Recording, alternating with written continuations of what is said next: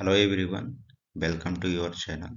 तो today will be discuss about nervous tissue. Previous lecture में हमने बहुत सारे टिश्यू के बारे में जानकारी ले लिया था और लास्ट यहाँ पर बचा था नर्वस टिश्यू। नर्वस टिश्यू के बारे में लॉर्ड्स ऑफ द जानकारी लेंगे कि क्या होता है, पूरी क्या फंक्शन होता है, कैसे परफॉर्म करता है, पूरी जानकारी लेंगे। क्लियर?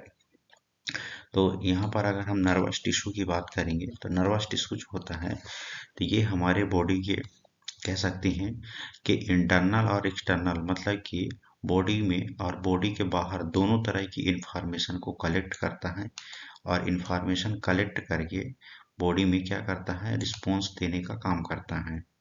ओके।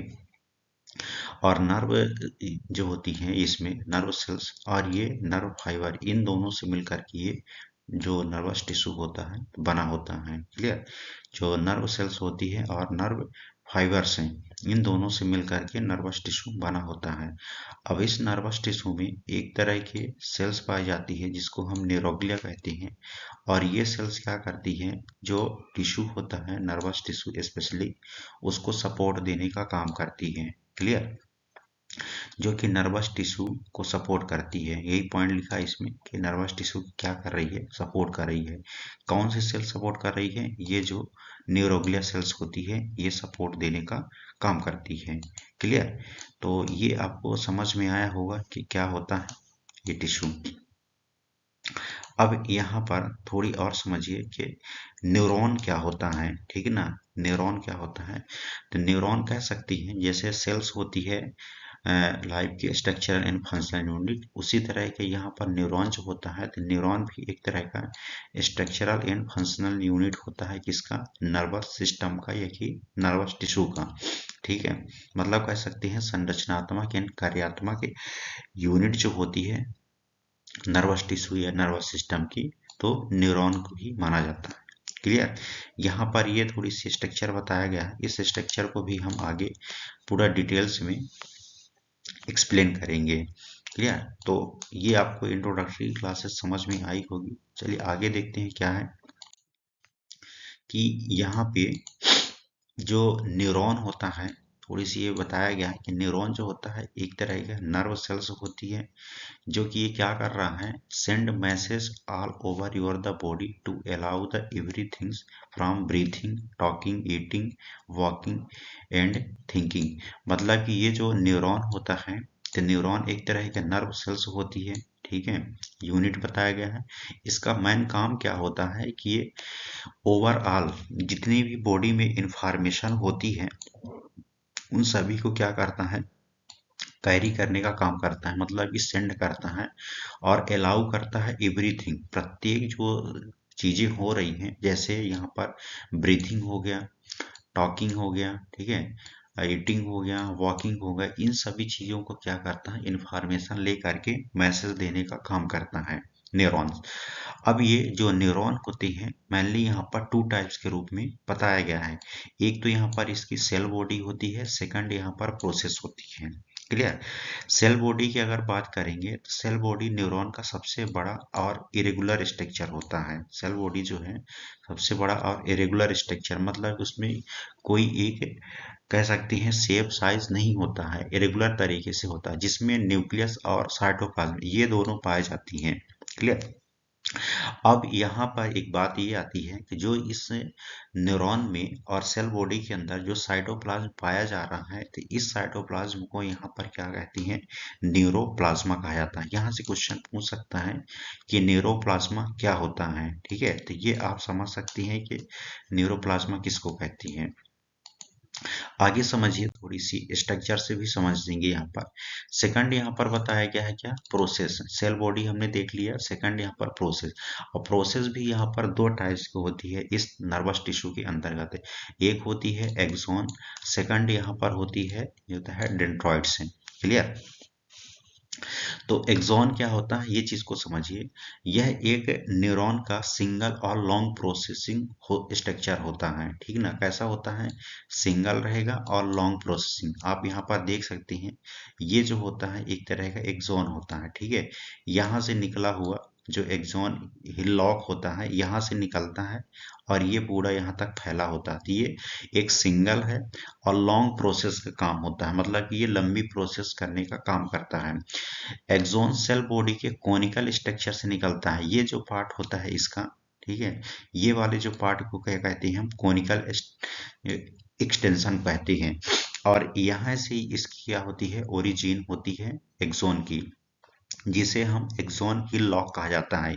ये जो पार्ट होता है इसका एक्सॉन हिल लॉक होता है, और यही जो एक्सॉन हिल लॉक होता है इसकी ओरिजिन होती है इसकी एक्सॉन की। क्लियर।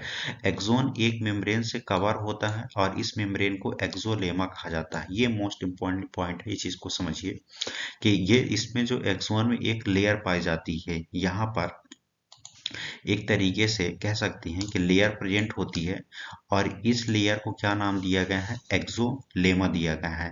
यहाँ पर प्रेजेंट होती है, इसके बाहरी परत में ये लेयर प्रेजेंट होती है, इस लेयर को क्या कहते हैं, एक्सोलेमा कहते हैं। सेकंड यहाँ पर डेंड्रॉइड्स बताया गया है। डेंड्रॉइड क्या होता है, मल्टीपल स्मॉल प्रोसेस होता है। देखिए समझिएगा कि एक्सॉन को क्या बताया गया है, सिंगल और लॉन्ग प्रोसेस, जबकि डेंड्रॉइड्स को यहाँ पर क्या बताया गया है, मल्टीपल स्मॉल प्रोसेस। ये देख सकते हैं, ये पूरा आपको ब्रांच के रूप में जो स्ट्रक्चर नजर आ रहा होगा, यही क्या होता है, इसकी जो है डेंड्रॉइड्स होती है। क्लियर। अब डेंड्रॉइड्स का काम क्या होता है, ये चीज को समझिए। डेंड्रॉइड्स जो होता है ये इंफॉर्मेशन को सेल बॉडी की ओर लेकर आते हैं, यह प्रोसेस ब्रांच में होती है।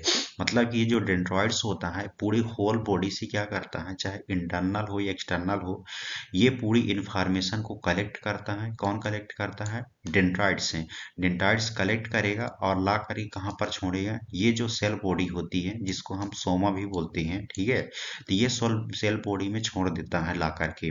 अब जैसे ये सेल बॉडी में इंफॉर्मेशन छोड़ देगा, तो अब यहाँ पर प्रेजेंट जो ये एक्सॉन होता है इसको पकड़ेगा, इस इंफॉर्मेशन को, और इस इंफॉर्मेशन को पकड़ करके इसकी ओर ये अपने एक लॉन्ग प्रोसेस के थ्रू आगे की ओर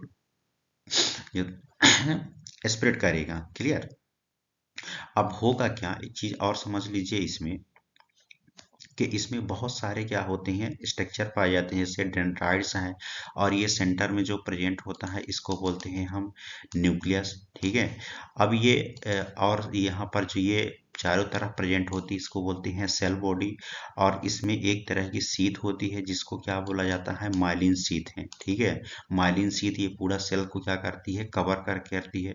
और ये जो माइलिन शीथ होता है, इन दोनों शीथ के बीच में, ठीक है ना, इन दोनों सेल के बीच में जो स्पेस होता है इसको हम क्या कहते हैं, नोड ऑफ रनबियर कहा जाता है। और इसमें जो एक सेल प्रेजेंट होती है, ठीक है ना, इसको हम क्या कहते हैं, स्वान सेल कहते हैं। क्लियर। समझ में आ गया होगा आपको। रिपीट करता हूं यहाँ पर कि यहाँ पर क्या प्रेजेंट, ये चीज को समझिए कि ये जो आपको येलो वाला पार्ट दिख रहा होगा, ये क्या होती है, एक लेयर होती है जो कि माइलिन शीथ से मिलकर के बनी होती है। अब जो आपको ये एक डॉट टाइप दिख रहा होगा, ये क्या होती है, स्वान सेल्स होती है। ठीक है ना। अब इन दोनों सेल के बीच में, जैसे एक सेल ये है और एक सेल ये है, इन दोनों सेल के बीच में एक स्पेस होता है, उस स्पेस को हम नोड ऑफ रनबियर कहते हैं। क्लियर। और जैसे ये एक्सॉन हिल लॉक से होते हुए इंफॉर्मेशन आगे की ओर आएगी, तो फिर से ये फिर क्या होगी, ब्रांच में डिवाइड होगी, और ब्रांच में डिवाइड हो करके एक्सॉन टर्मिनल की ओर आकर के यहाँ पर प्रेजेंट होता है एक सिनेप्सिस, तो दूसरे से अटैच करेगा इस इंफॉर्मेशन को और पूरे बॉडी में ये स्प्रेड कर देगा। क्लियर। तो इस तरीके से ये पूरी इंफॉर्मेशन बॉडी में चलती है। क्लियर। अब इसकी लोकेशन की अगर बात करेंगे, तो लोकेशन में ये पूरे होल बॉडी में सरफेस में रूप में प्रेजेंट रहता है। ठीक है ना। अगर हम यहाँ पर एक कह सकते हैं, एक पेरीफेरल नर्वस सिस्टम होता है, ठीक है ना। पेरीफेरल जो नर्वस सिस्टम होता है ये क्या करता है, पूरे बॉडी में इंफॉर्मेशन देने का काम करता है। तो जो नर्वस टिश्यू होता है ये हमारे पूरे बॉडी में स्प्रेड रहता है। क्लियर। फंक्शन की अगर हम इसमें बात करेंगे, तो ये इंफॉर्मेशन को बॉडी में एक स्थान से दूसरे स्थान तक ले जाने का काम करता है, मतलब कि वन प्लेस से अनदर प्लेस में ट्रांसफर करेगा। सेकंड, न्यूरॉन्स जो होती हैं तो ये जनरेट करती हैं एंड कैरी करती हैं नर्व इम्पल्स को, जो हमारे बॉडी में नर्व इम्पल्सेस हो रही है उसको क्या करेगा, जनरेट करेगा और कैरीड आउट करेगा। क्लियर। नेक्स्ट फंक्शन क्या है, प्रोड्यूस द इलेक्ट्रिकल सिग्नल, मतलब जो बॉडी में इलेक्ट्रिकल सिग्नल की प्रोसेस होती है ये भी कौन प्रोड्यूस कर रहा है, नर्वस जो टिश्यू प्रेजेंट होती हैं। Secreting the chemical neuro transmission, मतलब बॉडी में बहुत सारे न्यूरो ट्रांसमिशन केमिकल का सिक्रेशन होता है और उस सिक्रेशन के लिए कौन रिस्पॉन्सिबल होता है, जो नर्वस टिश्यू होता है वही अपना कार्य करता है। Next, response to the stimuli, मतलब हमारे बॉडी में बहुत सारी एक्साइटमेंट उत्तेजन की प्रोसेस होती है, एक्टिविटी होती है, तो ये टोटली नर्व सेल्स और नर्व टिश्यू के कारण ही होती है। Carries out the communication and integration, मतलब कि जितना आप कम्युनिकेट कर रहे हैं और इंटीग्रेशन कर रहे हैं, तो ये पूरा कौन कंट्रोल कर रहा है, कौन फंक्शन कर रहा है, जो नर्वस टिश्यू होता है। Clear. Provide the electrical insulation to nerve cells and the remove the debris से, मतलब इसमें क्या हो रहा है कि जो इलेक्ट्रिकल इंसुलेशन होता है तो वो नर्व सेल्स के द्वारा ही प्रोवाइड किया जाता है, और साथ में कोई भी अगर पार्टिकल्स डेड हुआ बॉडी में, नेग्रीस बॉडीज वगैरह, या कि कह सकते हैं यहाँ पर बहुत सारे जो माइक्रो ऑर्गेनिज्म होते हैं, फॉरेन पार्टिकल्स होते हैं, वो डेड हुए हैं, तो उसको रिमूव करने के लिए रिस्पॉन्स कौन देता है, नर्व सेल्स ही देती है, और साथ में नर्व टिश्यू वर्क करता है।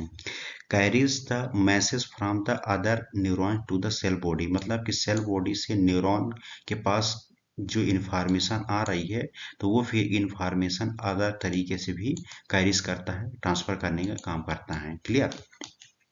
तो इस तरीके से नर्वस टिश्यू कंप्लीट होता है यहाँ पर, और छोटा सा चैप्टर था इसके रिगार्डिंग बताया गया है। क्लियर। तो इसको आप समझिए। Thank you so much. अब नेक्स्ट चैप्टर आपको कौन सा चाहिए, आपके लिए कौन सी जरूरत है, कमेंट करके हमको बताइए। आज के लिए इतना ही। कैसा लगा आपको, जरूर रिस्पॉन्स दीजिए अपना। Thank you so much.